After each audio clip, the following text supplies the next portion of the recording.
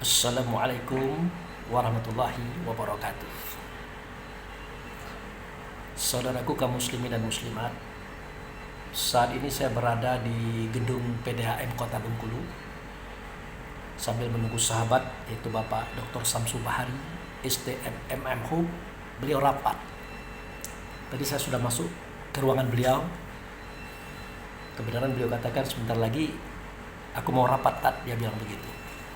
Jadi Ustadz tunggu dulu di ruang tunggu. Itu. Jadi saya duduk di sini yang menunggu beliau. Nah, sambil menunggu beliau, kita isi dengan tausiah atau pelajaran agama yang mungkin ada manfaatnya bagi kita semuanya. Tadi saya baru pulang dari kampus UIN Fatmawati Soekarno, Kota Bengkulu, yaitu pengen bertanya kepada dosen, ya, dosen membimbing, ya bagaimana cara bikin judul sehingga masuk kepada proposal dan bagaimana sebenarnya proposal sehingga nanti masuk ketika skripsi dan diuji dan seterusnya.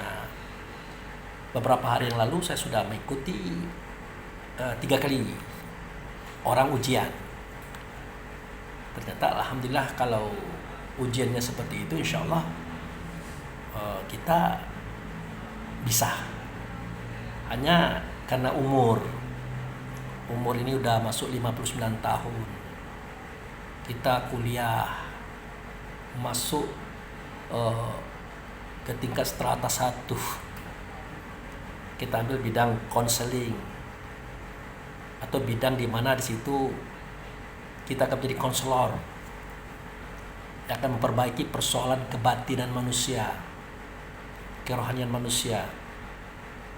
Maka cocok jika itu menjadi jurusan pilihan saya. Nah, saya juga masuk kuliah ini sebenarnya ya mau cari apa? Ya umur 59 tahun dan kita juga bukan pegawai negeri. Artinya ya sepertinya tidak ada apa-apanya. Tetapi tetap ada satu motivasi penting. Motivasi penting itu adalah kita akan mempelajari. Pertama, ya kita cari saudara. Kedua, cari ilmu dan pengetahuan. Ketiga, kita hendak mempelajari bagaimana generasi Islam itu dicetak di UIN Fatmawati Soekarno, Kota Bengkulu. Otomatis kita ingin mempelajari bagaimana pula sikap dosen-dosennya di dalam kehidupan sehari-hari ketika beliau-beliau itu mengajar. Karena dari situ saya akan mendapatkan barometer atau ukuran ya kelas-kelas generasi kita ke depan.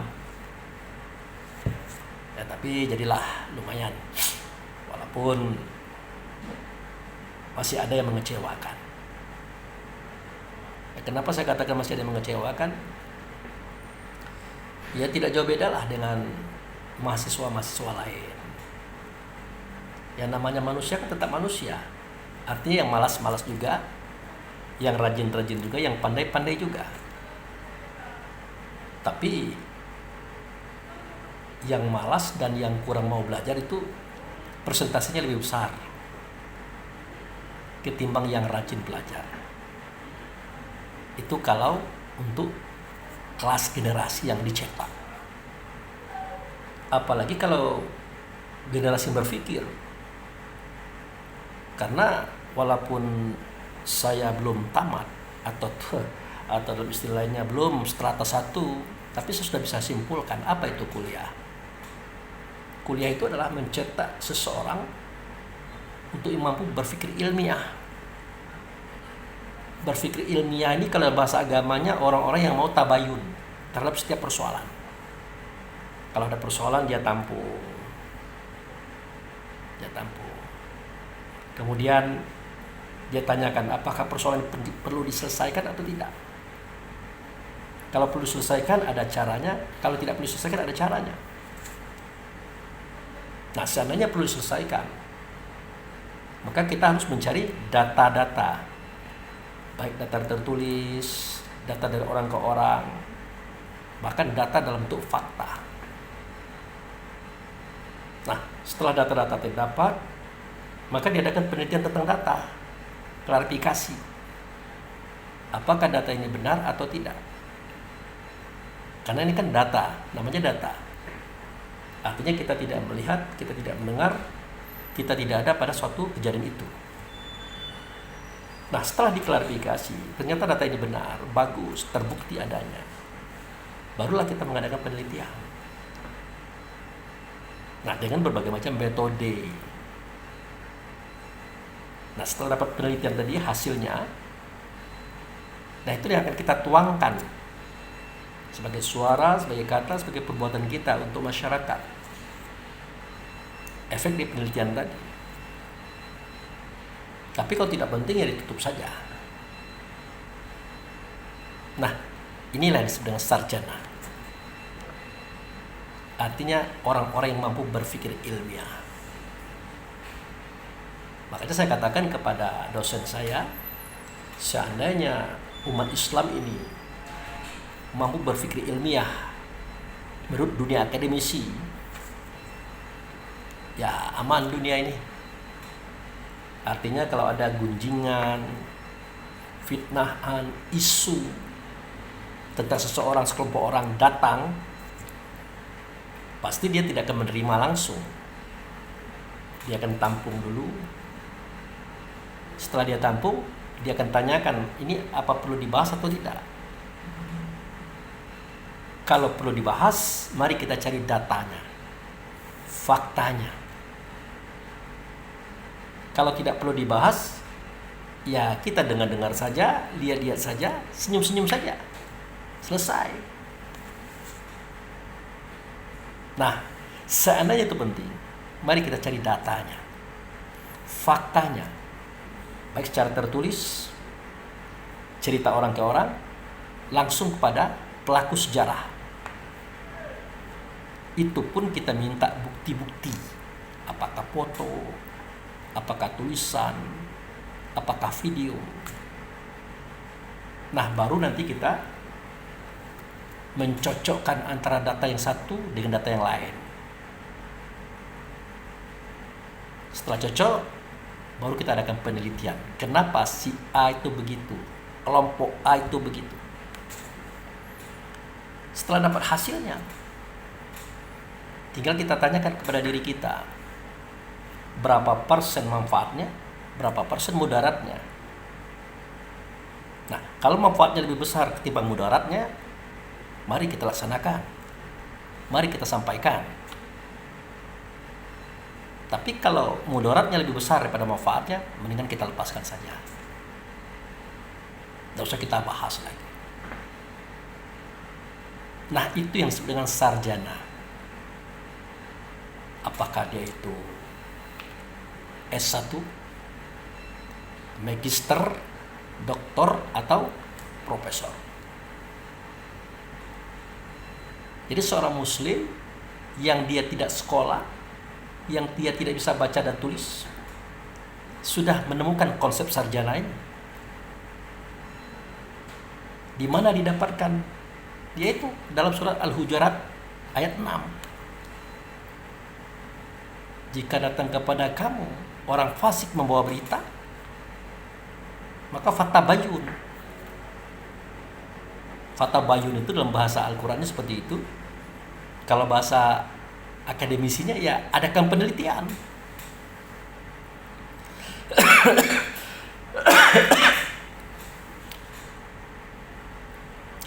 Adakan penelitian. Nah, baru nanti kita dapat simpulkan, benarkah ini atau tidakkah ini, bermanfaatkah ini atau tidak bermanfaat ini.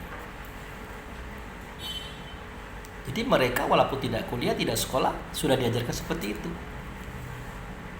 Seperti metode ilmiah yang saya katakan pertama tadi. Nah, kelebihan daripada konsep Quran atau konsep Islam tadi adalah dia langsung menjelaskan, kalau ada orang membawa berita kepada kamu, dia tidak melihatnya, dia tidak mendengarnya, dan dia tidak berada pada posisi kejadian, dia hanya dapat dari cerita orang ke orang. Nah, itu dalam agama, dalam Quran dihukum fasik. Dihukum fasik. Kenapa fasik? Karena apa yang dia sampaikan itu hukumnya fitnah. Dia mengatakan sesuatu yang tidak dia lihat, yang tidak dia dengar, dan dia tidak berada pada posisi itu. Tapi dia ceritakan tentang keburukan seseorang ataupun keburukan sekelompok orang. Itu fasik. Makanya dalam surat Al-Hujurat itu ayat 6, jika datang kepada kamu orang fasik, langsung Allah katakan begitu. Langsung Rasul sampaikan begitu. Nah, jika orang fasik datang kepada kamu, atau orang yang membawa berita tentang seseorang, sekelompok orang, yang dia tidak melihatnya, tidak mendengarnya, tidak dapat kejadian, dan dia tidak punya datanya, kamu ulang, cek. Namanya tabayun. Supaya apa? Ya supaya kita jangan sampai menghukum orang, menjustis orang, baik dengan ucapan, perbuatan, apalagi tindakan hukum, yang akhirnya menjadikan kita menyesal. Kapan kita menyesal? Hari ini? Enggak. Bukan hari ini. Tetapi seketika kita hendak mati,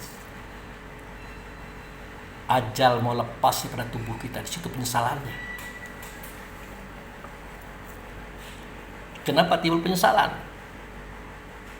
Seketika malaikat maut berada di depan kita, dia membuka cerita bahwa kita sebentar lagi akan dipanggil oleh Allah, akan kembali negeri asalnya, kalau Anda tahu tempat negeri asal. Dan sebentar lagi saya akan mencabut jiwa Anda, bukan ruh. Kalau ruh saya tidak bisa mencabutnya, karena itu Allah yang menanamkan, maka Allah yang mencabutnya, bukan saya, kata malaikat maut. Saya yang mencabut jiwa. Nah, di situ diceritakan. Oleh karena kita tidak tahu dari mana kita datang, otomatis kita tidak tahu kemana kita kembali. Maka kita tadi, ruh tadi yang terparing di hati tadi, dia tidak bisa keluar. Dia akan mengalami processing seketika malaikat maut mencabut jiwa. Yang jiwa ini ada di jantung, pancarannya, akarnya ada pada sekujur tubuh, pada bulu, kulit, daging, tulang, sumsum, urat, darah. Sehingga ketika dicabut jiwa tadi akan terasa sakit di sekujur tubuh. Bahkan sakitnya yang bersangatan. Kenapa sakit yang bersangatan? Karena yang merasakan sakit masih ada di tubuh, roh tadi. Seandainya ruh tadi tahu dia dari mana datang, insya Allah dia tahu kemana kembali. Tapi karena dia tidak tahu dari mana datang, otomatis dia tidak tahu tempat kembali, akhirnya dia terpari di hati. Nah, waktu itulah processing pencabutan jiwa oleh malaikat maut atau Israel tadi, dia rasakan penderitaannya, sakit dari ujung kaki sampai ke ujung rambut, sakit. Kalau Nabi Idris mengatakan itu seperti kambing dikelupas hidup-hidup. Kalau malaikat maut mengatakan, kalau Nabi Muhammad mengatakan seperti dicincang dengan pedang 300 kali. Begitu. Nah, jadi penderitaan itu adalah efek daripada kita merasakan processing sakaratul maut tadi. Proses tatkala keluarnya jiwa daripada tubuh. Padahal jiwa dan tubuh itu gambarannya adalah santan dengan kelapa. Kita buka kelapa, warnanya putih. Nah, putih itulah jiwa. Daging kelapa itulah badan. Nah, kalau ibu-ibu meremas kelapa, tetap putih, walaupun santannya udah banyak keluar. Tetapi kalau malaikat maut meremas kelapa, santannya tidak tersisa, menjadi hitam. Begitu hebatnya hubungan jiwa dengan tubuh ini. Begitu dahsyatnya penderitaan tubuh ini seketika jiwa dikeluarkan oleh malaikat maut atau Israel dari tubuh kita, sementara ruh masih ada di sini. Itu persoalan. Makanya itu sampai dikatakan pecah tulang, putus urat, luluh darah, memar daging, semua bulu-bulu rontok, rebah, semua gunung-gunung menunduk, badan berubah menjadi dingin, kuning kebiru-biruan, pucat, pas. Efek daripada itu. Nah, sebelum processing, malaikat maut tadi mencabut jiwa tadi, maka diputarkanlah film sejak kita dari bayi sampai kita hendak mati tadi. Diputar. Nah, kelihatan gambar-gambar kisah-kisah kita waktu kecil, waktu remaja, waktu berumur, kelihatan. Alhamdulillah kelihatannya banyak baik,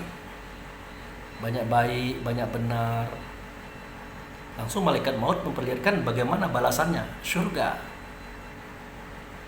gedung yang indah, atap perak, dinding emas, lantainya mutiara merah yakut, di dalamnya terdapat perabot dan pelayan, para bidadari. Di bawah lantai terdapat 4 sungai, sungai arak, sungai susu, sungai madu, sungai air tawar. Kalau mau minum tinggal pencet. Di sekitar rumah ada pohon-pohonan, buah-buahan apa saja, makanan apa saja, tinggal makan, tinggal minta, selesai. Begitu juga kendaraan, pelayan dan semuanya. Luar biasa. Tetapi kata malaikat maut, itu tadinya begitu loh. Kalau sekarangnya begini, ini gambarnya. Dibuka gambar. Ternyata negeri merah. Ada bukit, ada lembah. Ada duri, ada sungai merah pula.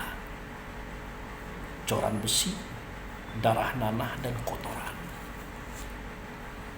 Terdapat penduduk-penduduk yang ganas, kejam, sadis. Alat-alat siksa. Api yang membara. Itu neraka. Itu neraka. Nah, itulah yang diperlihatkan kepada kita saat itu. Makanya kita bertanya kepada Israel, kok bisa begini wahai Israel? Dijawab oleh Israel, semua kebaikanmu itu sebenarnya begini loh jadinya tadi. Tetapi dikarenakan kamu suka menerima informasi dari orang ke orang dan menyebarkannya pula, hukumnya fitnah. 7 keturunan orang yang kamu fitnah tadi menderita lahir batin oleh karena ulah kamu. Maka selama itu kebaikan-kebaikan pindah kepada mereka. Habis kebaikanmu pindah kepada mereka. Nah, seketika kebaikanmu selesai, tidak ada lagi yang bakal diberikan kepada mereka. Maka dosa-dosa mereka ditransfer kepada kalian. Itulah sebabnya kenapa yang tadinya aku perlihatkan negerimu itu bagus, indah. Nah, sekarang aku perlihatkan ini hasilnya. Akibat kamu suka menggunjing, menggibah, mengumpat, memfitnah. Oleh kamu tidak berpikir secara ilmiah, tidak berpikir secara tabayun, oleh karena kamu bukan sarjana.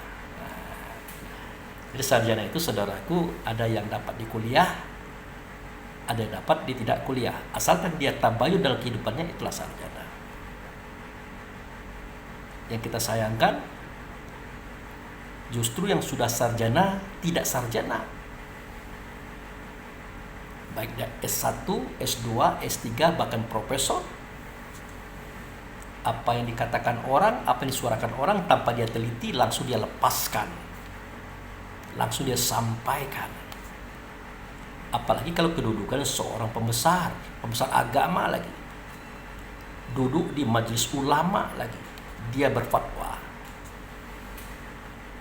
Maka fatwa itu dikembangkan di masyarakat, diterima oleh masyarakat, menjadi fitnah yang besar terhadap seseorang atau sekelompok orang. Itu sangat besar dosanya. sangat besar energinya menguras semua kebaikan kita, dirubah menjadi neraka. Itu. Maka pengertian sarjana itu ada di bangku kuliahan dan ada di luar. Selama kita menjadi orang yang pandai meneliti persoalan, selama kita menjadi orang yang berpikir ilmiah, itulah sarjana, walaupun Anda tidak sekolah. Masalah kapasitas Anda dan kelas Anda terserah, apakah itu S1, S2, S3, ya, itu tergantung dengan kapasitas pola pikir kita. Bahkan banyak di antara saudara-saudara kita, ya kelasnya bukan lagi doktor, bukan lagi profesor, tapi sudah wali. Dia sudah melihat dan dia sudah belajar, dia sudah datang ke tempat yang tidak bisa dicerna oleh pemikiran secara umum. Nah, itulah yang diajarkan oleh Rasulullah kepada kita, yang diajarkan Nabi kepada kita. Kalau sekedar mengingat kisah Nabi Adam, Idris, Nuh, Hud, Saleh, Ibrahim, Ismail, Ishak, Yakub, Yusuf, Ayub, Shuaib sampai ke Isa, gampang itu. Karena semua kisah mereka itu tidak ada kita yang tidak tahu. Makanya dalam Al-Quran itu ada kalimat yang berbunyi wa iz. Dan ingatlah. Seketika Tuhanmu berkata kepada malaikat, hei malaikatku, bahwa aku hendak menjadikan khalifah di muka bumi. Karena ada ayat itu, Al-Baqarah ayat 30. Wa iz akaza rabbuka min bani wa iz akaza rabbuka lil malaikat. Ingatlah seketika Tuhanmu berkata kepada malaikat. Untuk apa Tuhan nyuruh ingat? Kalau bukan kita menyaksikan kejadian itu, kalau bukan kita melihat kejadian itu dan mendengar langsung kejadian itu. Kapan? Waktu itu, sewaktu kita belum bertumbuh, belum di dunia, kita masih berada di tempat awal, itu Baitullah Hakikat, melihat semua itu, kisah-kisah itu. Tapi kita lupa. Itu. Nah, bagaimana kita bisa mengingat kembali, menyaksikan kembali tentang kisah itu? Ada caranya. Itu diajarkan oleh Nabi, diajarkan oleh Rasul. Kalau kita melihat di tempat kita melihat, maka semua itu akan terlihat. Nah, ini profesor tidak ada membahas masalah ini karena tidak bisa diteliti, karena itu pengalaman rohani. Makanya kalau kita profesor, kalau kita doktor, magister atau sarjana, kalau ada orang menyampaikan kisah kerohaniannya, pengalaman kerohaniannya, Anda jangan menyalahkan dulu, karena persoalannya beda. Karena yang dia katakan tidak ada di Quran, tidak ada di hadis, dan tidak ada di buku Anda, dan tidak ada di perkuliahan Anda, begitu. Makanya perlu kita berteman, bersahabat, berdiskusi, saling tanya, saling jawab, saling isi, bukan saling jelek, saling caci, saling fitnah, tidak. Begitu. Oleh karena Allah Subhanahu wa taala menciptakan diri kita, Rasul itu menjadikannya, maka dia tahu. Nah, oleh karena itu, dalam diri kita ada suatu kekuatan yang amat besar, energi yang sangat luar biasa hebat. Itulah keyakinan. Keyakinan inilah yang bisa terbang, melihat, mendengar, merasakan keberadaan yang sudah terjadi dulunya. Makanya Allah dan Rasul memerintah kita untuk sholat, berhubungan dengan Allah, berhubungan dengan Rasul di tempat yang sudah ditunjukkan. Jadi perintah sholat itu adalah menunjukkan kepada kita bahwa kita diperintah untuk bertemu dengan Tuhan, berdialog dengannya di dalam sholat. Dan itu tidak sederhana loh. Itu energi keyakinan kita, energi yang besar tadi dikerahkan menuju Allah dan Rasul. Maka saya katakan itulah sebuah perbuatan yang amat tinggi. Nah, jadi kan kita berbicara Adam, Idris, Nuh sampai Isa tadi itu kecil. Makanya kalau kita bercerita tentang Nabi Adam, Idris, Nuh, Hud itu waduh, maaf betul. Itu sesuatu yang sudah kita lalui, sesuatu yang sudah kita lewati. Walaupun kita tidak baca buku sejarah, tapi Allah dan Rasul memperlihatkan kepada kita saat itu, saat kejadian Adam, Iblis dulu. Karena mereka sudah dahuluan rohnya masuk ke tubuh, kita belum. Nah, waktu itulah kita menyaksikan cerita itu, tapi kita lupa. Makanya saya katakan kita harus belajar sekolah, SD, SMP, SMA, kuliah di perguruan tinggi. Kalau bisa ambil S1, S2, S3.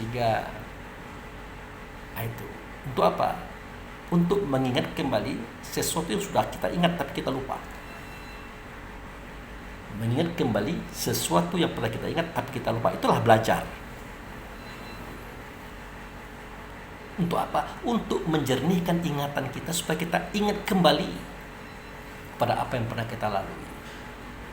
Maka produk akal fikir manusia dalam bentuk teknologi itu sebenarnya sudah ada dahulunya, sudah tercipta dahulunya. Bahkan teknologi hari ini kecil dibanding teknologi dulu. Hanya kita lupa. Kita mengira kita adalah orang modern, orang dulu kuno, zaman batu. Wah, itu keliru cara kita berpikir. Kenapa saya katakan keliru cara kita berpikir? Karena modern ini terjadi berkali-kali. Kuno juga terjadi berkali-kali. Seketika manusia masuk kepada peradaban modern, timbul kesombongan, keangkuhannya. Bahkan berani mengatakan dirinya Tuhan. Makanya mereka binasa oleh akibat perbuatan mereka sendiri. Bukan Allah menghukum mereka, tidak. Mereka dibinasakan oleh akibat perbuatan mereka sendiri. Sombong kepada Allah, sombong kepada Rasul. Makanya sejarah nabi-nabi itu kita dengarkan, ada mereka yang binasa pada era-era itu. Pada era Nabi Lut, era Nabi Saleh, era nabi-nabi yang lain, termasuk era Nabi Nuh, kiamat besar itu, kiamat dunia. Itu menghancurkan peradaban, saudaraku. Menghancurkan nilai-nilai modern pada saat itu, saudaraku. Nah itu, nah kita katakan pula mereka kuno. Waduh, endaklah. Modern itu sudah terjadi berkali-kali, kemudian hancur. Muncul lagi kehidupan nol, zaman batu, zaman tulang, baju tidak ada, terpaksa kulit kayu dijadikan pakaian, dan seterusnya itu. Berarti modern lagi, kafir lagi, ingkar lagi, hancur lagi, ngulang lagi dari nol, sama, begitulah seterusnya. Apa itu faktanya Pak Abu? Mana buktinya? Lah itu tuh, coba lihat dalam Al-Quran. Makanya kita dengan Al-Quran itu tidak bisa tidak percaya, tidak bisa tidak yakin. Itu adalah perkataan Allah yang disampaikan oleh Rasul, ditulis pada kitab. Wajib kita percaya. Jangankan kitab Quran, kitab Injil, Zabur, Taurat, bahkan Suhuf Ibrahim pun, kalau ada, wajib kita percaya. Tapi kita teliti dulu, jangan langsung kita terima. Dan jangankan kitab terdahulu, kitab Quran juga kita teliti dulu, jangan kita terima. Kenapa? Karena bahasa Quran itu adalah bahasa umum, bahasa manusia di dunia ini. Jadi Allah itu berbicara kepada orang dunia ini dalam bahasa mereka, bukan dalam bahasa Allah, bukan dalam bahasa Rasul juga, tidak. Tapi dalam bahasa manusia. Otomatis sesuai dengan akal fikir manusia, pengalaman manusia. Nah ini contoh. Seketika di Al-Quran itu dijelaskan bahwa nanti kamu kalau sudah habis tugas di dunia ini, kamu akan ditunggu oleh Allah di sorga. Nah, apa itu sorga? Suatu negeri yang indah. Rumah-rumahnya atapnya perak, dindingnya emas, lantainya mutiara merah yakut. Di bawah lantai itu ada 4 sungai, sungai air tawar, sungai madu, sungai susu, ada juga sungai arak. Nah, ada apa dengan arak? Karena arak adalah minuman populer di zaman Nabi Muhammad dan juga di zaman nabi-nabi lain. Jadi arak dimasukkan sebagai perangsang mereka untuk berpikir menjadi baik. Sudah tuh diceritakan tentang sungai-sungai mengalir. Karena di negeri Arab waktu itu sungai tidak ada. Itu. Kemudian diceritakan tentang perempuan-perempuan cantik, bidadari. Karena waktu itu mereka doyan perempuan. Nah, seketika Syekh Subakir, ya, seorang wali Allah yang datang dari Turki masuk ke Indonesia, mereka bingung masuk daerah Nusantara. Masuk daerah Indonesia ini beliau bingung, karena semua yang dikatakan Quran itu ada di sini, di Indonesia ini ada. Sungai ada, bahkan isi sungainya ikan-ikan yang jinak. Piring-piring mereka piring emas, mangkok-mangkok emas, gelang-gelang mereka emas, perempuan cantik-cantik banyak, buah-buahan banyak. Mau bilang apa? Mau cerita apa? Apa yang bisa dijual di Indonesia, di Nusantara waktu itu? Nggak ada, kecuali kesaktian. Nah itu, karena waktu itu kesaktian nomor 1. Nah disitulah Syekh Subakir bisa diterima oleh para masyarakat Nusantara waktu itu. Maka Islam berkembang hingga hari ini. Ya, dia kan menggunakan kesaktian, sekaten, sadatain, la ilaha illallah Muhammad Rasulullah. Itu kajiannya, itu dikembangkan. Baru bisa beliau masuk ke sini. Kalau tidak bisa. Kalau cerita perempuan, buah-buahan, sungai, emas, tidak masuk. Di Indonesia terlalu banyak yang benar-benar itu. Nah itu yang saya katakan bahwa Allah dan Rasul itu berbicara kepada manusia dalam bentuk pola pikir manusia, rasa manusia dan pengalaman manusia. Maka saya katakan kebenaran menurut kita di hadapan Allah dan Rasul belum tentu benar. Kebaikan menurut kita di hadapan Allah dan Rasul belum tentu baik, walaupun itu yang terbaik. Itu kan terbaik menurut kita. Makanya Allah dan Rasul berkata dalam Al-Quran, boleh jadi menurut kamu itu baik dan benar, tapi menurut Allah dan Rasul tidak. Dan boleh jadi menurut kamu itu tidak baik dan tidak benar, tapi menurut Allah dan Rasul itu benar. Nah itu menunjukkan kepada kita bahwa kapasitas benar dan salah antara Allah dan Rasul dengan kita jauh berbeda. Makanya kita tidak boleh merasa paling benar. Kalau merasa benar boleh, karena dengan kebenaran inilah termotivasi kita untuk berbuat baik. Tapi paling benar jangan, itu tidak baik. Nah inilah kisah tentang orang yang tidak mati tadi. Diperlihatkanlah semua kebaikannya. Akhirnya kebaikan itu sirna habis, semuanya menjadi neraka. Akhirnya mereka berkata, apa kata mereka? Rabbana absorna wassami'na farji'na na'mal solihan inna muqinun. Tuhanku, aku telah mendengar betul, melihat betul, aku yakin betul tentang apa yang kau katakan melalui Israel ini. Oleh karena itu kembalikanlah aku ke dunia sebentar saja. Untuk apa? Na'mal solihah, untuk kami kerjakan soleh. Soleh itu bukan perbuatan baik, tapi induk perbuatannya itu sholat. Artinya kembali ke dunia hendak melaksanakan sholat yang baik. Karena dari sholat yang baik ini akan terjadi perbuatan yang baik.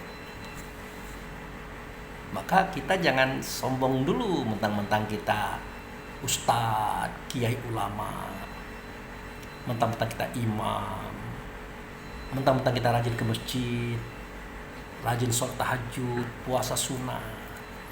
Jangan sombong dulu. Itu belum tentu mencerminkan kepribadian kita sebagai hamba Allah dan Rasul. Ya buktinya banyak. Ulama, kiai ustadz, ahli masjid, ahli Quran, ahli ibadah, mereka bermaksiat. Setidak-tidaknya menganut paham fitnah, mendapatkan informasi dari orang disampaikan tanpa ada penelitian, tanpa ada survei, tanpa ada tabayun. Itu yang terjadi sekarang. Kasihan kita. kasihan. Padahal sifat fitnah itu di dalamnya. Ya, di dalam itu banyak setan yang iri, yang dengki, yang ingin memberangus hak orang lain, ingin menjatuhkan orang lain. Nah, itu kita terima dan kita sebarkan pula, padahal kita tidak tahu menahu. Maka jauh-jauh hari Allah dan Rasul mengatakan, kamu harus tabayun dulu, kamu harus adakan penelitian dulu. Kalau memang perlu, kalau tidak ya sudahlah, tidak usah dibahas. Nah itu saudaraku. Jadi kuliah itu tujuan itu menjadi sarjana. Sarjana itu adalah orang yang ahli tabayun, ahli peneliti. Jadi kan lucu kalau kita sudah SAD, Magister Agama, MA, Doktor Agama, Profesor, tapi masih bisa menyampaikan suara kata kepada masyarakat tanpa ada penelitian terlebih dahulu, tanpa ada tabayun lebih dahulu.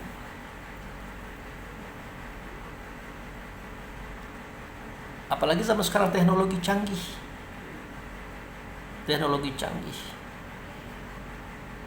Di HP itu ada yang namanya YouTube, Facebook, apalagi. Itu gampang betul kalau ingin menjatuhkan orang. Dengan berbagai macam narasi, gaya, action, teknik demontasi dilakukan. Diambil potongan-potongan video, seakan-akan benar-benar terjadi. Padahal kejadiannya tidak seperti itu. Dari judulnya saja sudah aneh. Begini. Pas dibuka, tidak ada cerita itu. Ceritanya bagus, narasinya hebat, tegang dan tegas. Ternyata kejadiannya tidak begitu. Nah itu. Kalau mau lihat. Bakal terjadi pemilihan presiden tahun 2024. Kepala daerah, anggota dewan. Lihat. Saling fitnah, saling hasut, saling menjelekkan. Saling membuka aib. Laku. Dia kira Allah suka dengan kejadian itu. Tidak. Kalau Anda terpilih jadi pemimpin dengan cara memfitnah, menghasut, mengadu domba, Anda jangan bangga. Itu namanya istidrat, momentum di mana Allah meletakkan posisi kita di tempat yang senang secara mata ya, secara real. Tapi pada hakikatnya Allah meletakkan kita ke dalam neraka. Neraka pekerjaan, neraka jabatan, neraka di mana kita tersiksa di dalamnya. Maka tidak sedikit orang-orang yang menjabat sebagai presiden, menteri, apapun jabatan mereka, tersiksa dalam jabatan itu. Tersiksa. Kita saja tidak tahu. Tapi dari keningnya itu terbaca bagaimana hebatnya siksa atas diri mereka. Kenapa? Karena mereka merampas kursinya Allah dengan cara curang, pengkhianatan, dengan cara mencela, mencaci, memfitnah orang. Bahwa kekuasaan itu kan milik Allah, bukan milik manusia loh. Begitu. Nah ini yang terjadi. Maka perlu tabayun, penelitian. Karena judul pembicaraan kita adalah sarjana tadi. Nah itu. Nah makanya saya katakan tadi, sewaktu dosen saya melihat judul yang saya ajukan, walaupun menurut beliau itu terlalu luas, terlalu tinggi. Oh ya, makasih. Nah ini saya sudah dipanggil. Jadi batas ini dulu cerita kita. Semoga bermanfaat. Pesan terakhir saya adalah, jadilah kita seorang sarjana, seorang peneliti, seorang tabayun. Jangan gampang menerima informasi, mengembangkannya, menceritakannya. Akhirnya Anda terjebak dalam penderitaan akhir daripada kehidupan sendiri. Oke, terima kasih. Wabillahi taufiq wal hidayah. Assalamualaikum warahmatullahi wabarakatuh.